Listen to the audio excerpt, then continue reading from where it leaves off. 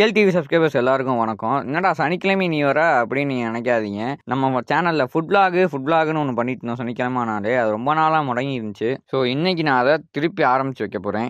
ஏன் வரலன்னு எல்லாரும் கேட்டுட்டு இருந்தாங்க.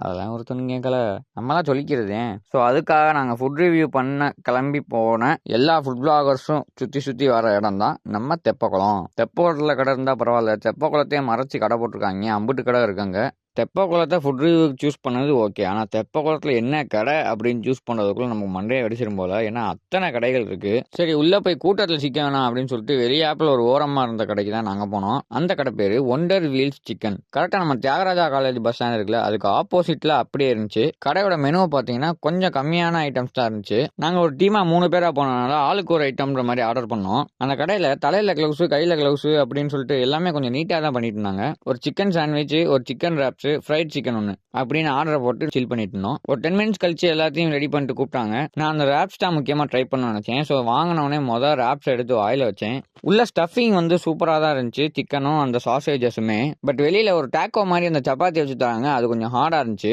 சிக்கன் சாண்ட்விச் ரொம்ப அல்டிமேட்டாக இருந்துச்சுங்க.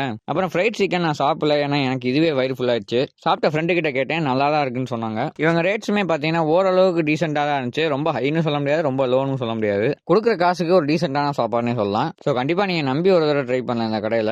மற்றபடி குறிப்பிட்டு சொல்கிற அளவுக்கு எக்ஸ்ட்ராடனரியாக அந்த ஃபுட்டில் எதுவும் இல்லை. பட் ஆனால் சாப்பிட்ற மாதிரி நல்லாவே இருந்துச்சு. ஸோ நீங்கள் இந்த கடைக்கு போயிருக்கீங்க அப்படின்னா கமெண்ட்டில் சொல்லுங்கள். இனிமேல் தான் போகிறீங்க அப்படின்னா கண்டிப்பாக நீங்கள் ட்ரை பண்ணிட்டு என்ன எக்ஸ்பீரியன்ஸ்ன்றதை கமெண்ட்டில் சொல்லுங்கள். லைக் பண்ணுங்கள், ஷேர் பண்ணுங்கள், சப்ஸ்கிரைப் பண்ணுங்கள், பெல் ஐக்கானை கிளிக் பண்ணிங்கன்னா தான் உங்களுக்கு நோட்டிஃபிகேஷன் வரும். ஸோ நன்றி, வணக்கம். அடுத்த ஃபுட் விளாக்ல நான் உங்களை சந்திக்கிறேன்.